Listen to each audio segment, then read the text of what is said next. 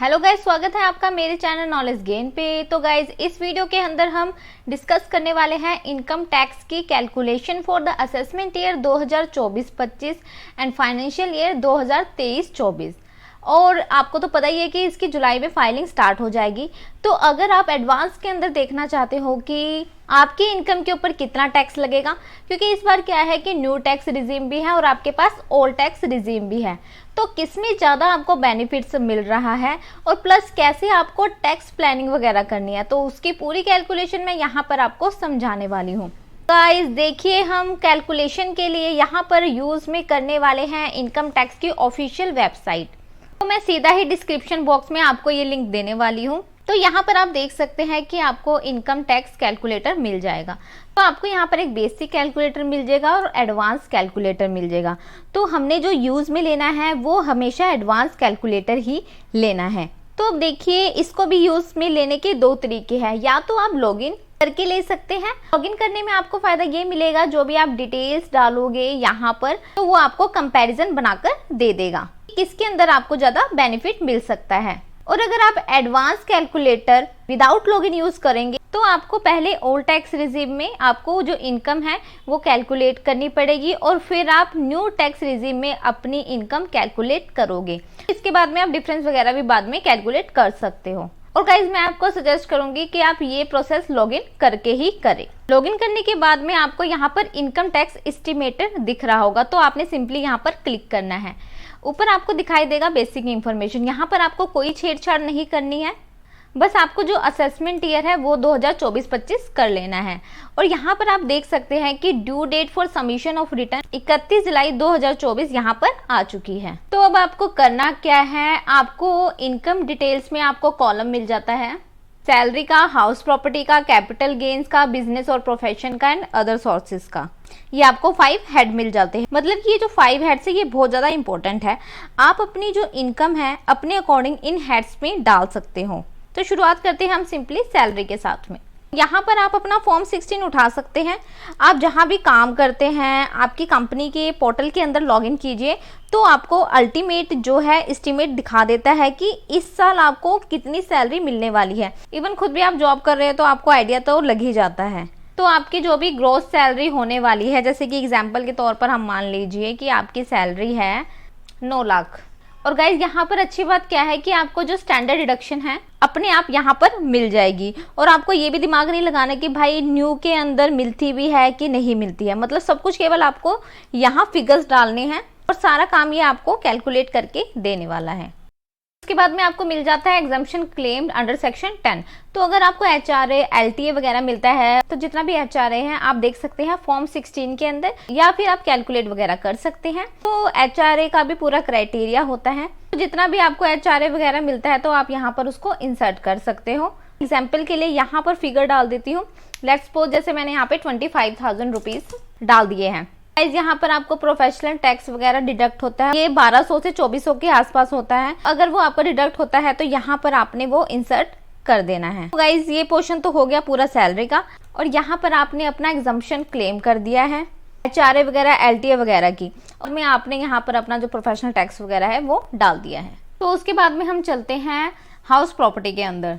तो अगर आपका कोई होम लोन वगैरह चल रहा है और उसके ऊपर कोई इंटरेस्ट या डिडक्शन अगर आप अवेल करना चाहते हो तो यहाँ पर आपको 2 लाख तक की जो डिडक्शन है वो मिल जाती है। तो गाइज अगर आपकी सेल्फ ऑक्युपाइड प्रॉपर्टी है तो यहाँ पर आपको इंटरेस्ट का कॉलम भी मिल जाता है। तो यहाँ पर आप अपने EMI का जो भी इंटरेस्ट का पोर्शन है वो यहाँ पर आप अवेल कर सकते हो। इसके अलावा आपने लेट आउट कर रखी है प्रॉपर्टी, उसकी जो भी रेंटल इनकम है तो उसका भी कॉलम आपको यहाँ पर मिल जाएगा। और इसके अलावा जो भी म्युनिसिपल टैक्सेस वगैरह वो आप यहाँ पर इंसर्ट कर सकते हो। और सिंपली अगर उसके ऊपर भी लोन चल रहा है तो यहाँ पर उसका भी जो डिडक्शन होता है वो यहाँ पर आप क्लेम कर सकते हो। तो उसके बाद में आपको कैपिटल गेन्स का जो कॉलम है मिल जाता है। और आजकल जैसे कि आपको पता है कि बहुत लोग स्टॉक मार्केट म्यूचुअल फंड में इन्वेस्ट करते हैं। तो अगर जो आपकी इक्विटी है वो शॉर्ट टर्म कैपिटल है या फिर लॉन्ग टर्म कैपिटल गेन्स है तो आपको अपने डीमैट अकाउंट के थ्रू मिल जाता है 111A के अंदर शॉर्ट टर्म कैपिटल गेन डाल सकते हैं। और अगर आपका लॉन्ग टर्म कैपिटल गेन है तो आप 112A के अंदर वो भी डाल सकते हैं। तो ये क्वार्टरली वाइज पूछेगा। अगर आपको आइडिया नहीं है तो किसी भी क्वार्टर के अंदर आप सारा फिगर इंसर्ट कर सकते हैं। और आपको एक आइडिया लग जाएगा कि कितना टैक्स लगने वाला है। और इसके अलावा अगर आपको कोई लॉस है तो लॉस के ऊपर कोई टैक्स नहीं लगता। तो यहाँ पर आपका ये जो माइनस का सेक्शन है ये अलाउ नहीं करता, तो सिर्फ जो प्रॉफिट है वही आपको कैपिटल गेन के अंदर डालना है। और इक्विटी के अलावा जो भी कैपिटल गेन है तो उसको भी आपको शॉर्ट टर्म कैपिटल गेन और लॉन्ग टर्म कैपिटल गेन का जो कॉलम है देखने को मिल जाएगा।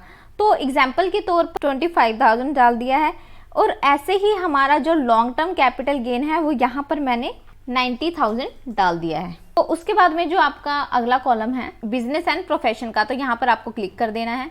तो यहाँ पर आपको सीधा पूछेगा 44 AD एंड 44 ADA के अंदर, तो यहाँ पर आपका जो रिप्रेजेंटेटिव इनकम है जितना भी बनता है, यानी आप लेट्स सपोज अगर आप 44 AD के अंदर दिखाना चाहते हैं तो आपकी जो भी ग्रॉस रिसिप्ट है या जो भी आपकी टर्नओवर है उसका जो परसेंटेज है वो यहाँ पर डालना होता है। और 44 ADA के अंदर वही चीज़ यहाँ पर 50% होती है। और 44 AD के अंदर मिनिमम आपको अगर डिजिटल वाइज आपकी सैलरी और टर्नओवर है तो आपको वो यहाँ पर 6% दिखाना पड़ता है। तो वही नेट इनकम आपको यहाँ पर डालनी है। तो आपका जो भी बिजनेस में नेट प्रॉफिट है वो यहाँ पर आप इंसर्ट कर सकते हैं। और इसके अलावा अगर आपकी कोई अदर इनकम है फॉर बिजनेस और प्रोफेशन तो उसको भी यहाँ पर आप इंसर्ट कर सकते हो।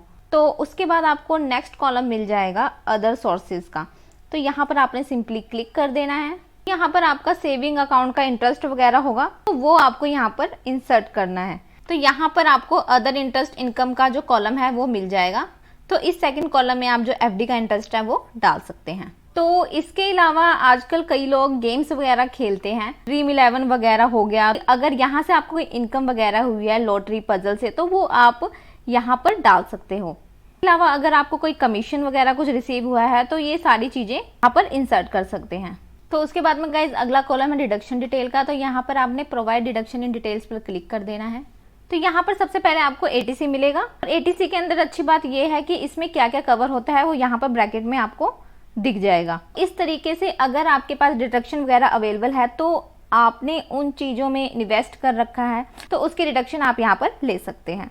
और सेम कहानी है, यहाँ पर आपको अलग अलग सेक्शन मिल जाते हैं। हेल्थ इंश्योरेंस है आपके पास तो आपको यहाँ पर ATD का कॉलम मिल जाएगा। और इसके अलावा अगर आप NPS वगैरह के अंदर भी इन्वेस्ट करते हैं तो यहाँ पर आपको उसका कॉलम भी मिल जाएगा। और अगर आपका एम्प्लॉयर भी है जो NPS के अंदर कंट्रीब्यूट करता है, और अगर आप गवर्नमेंट एम्प्लॉयज़ वगैरह है तो उस केस में भी आपको यहाँ पर जो फिगर्स है वो डालनी पड़ेगी। तो गाइज ये सारे डिडक्शन डालने के बाद में आपने कुछ नहीं करना है, आपने यहाँ पर टैक्स डिटेल पर क्लिक कर देना है और यहाँ पर आपको व्यू डिटेल्स पर क्लिक कर देना है। वैसे तो आपको अभी आइडिया नहीं होगा कि कितना मेरा TDS कटेगा, अभी आप ये डिटेल्स नहीं डाल पाओगे, तो इसको आपने यहाँ पर सिंपली स्किप कर देना है। तो यहाँ पर एडवांस डेट का payment, date of payment, self assessment, advance tax जो भी है वो यहाँ पर इंसर्ट कर सकते हो। तो गाइस ये सारी चीज़ें डालने के बाद आपने सिंपली यहाँ पर एस्टिमेट टैक्स पर क्लिक कर देना है। तो देखिए गाइस इस कैलकुलेटर का मैजिक, इसमें आपको as per old tax regime and as per new tax regime दोनों के अंदर आपको सिंपली तरीके से बता दिया गया है कि किसके अंदर आपका ज्यादा टैक्स लगेगा और किसके अंदर आपका कम टैक्स लगेगा। इसमें आप देख सकते हैं एग्जम्पशन क्लेम अंडर सेक्शन 10 के अंदर हमारा इसके अंदर न्यू टैक्स रिजीम में इसको कंसीडर नहीं किया गया है और स्टैंडर्ड डिडक्शन आपको दोनों जगह यहाँ पर आपको मिली है। तो यहाँ पर आप देखिए as per old tax regime salary के अंदर आपको इतना इनकम बन रहा है और as per new tax regime इतना इनकम बन रहा है। और फिर इसके बाद में आपको बिजनेस एंड प्रोफेशन में भी कोई भी डिडक्शन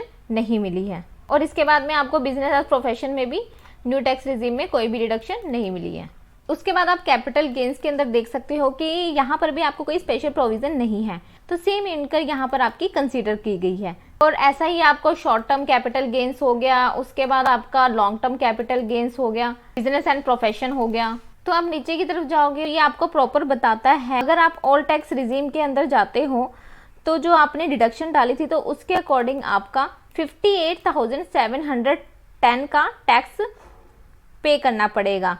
और वही चीज़ अगर आप न्यू टैक्स रिजीम की तरफ जाते हो यहाँ पर आपको 62,880 का जो टैक्स है वो पे करना पड़ेगा। इस टेबल के कंपैरिजन से आप इजीली पता लगा सकते हो कि आपको ओल्ड टैक्स रिजीम की तरफ जाना है या फिर न्यू टैक्स रिजीम की तरफ जाना है। आई होप आपको सारा प्रोसेस पता चल गया होगा कि आपने कैसे अपनी जो इनकम टैक्स को कैलकुलेट करना है according to new tax regime and old tax regime.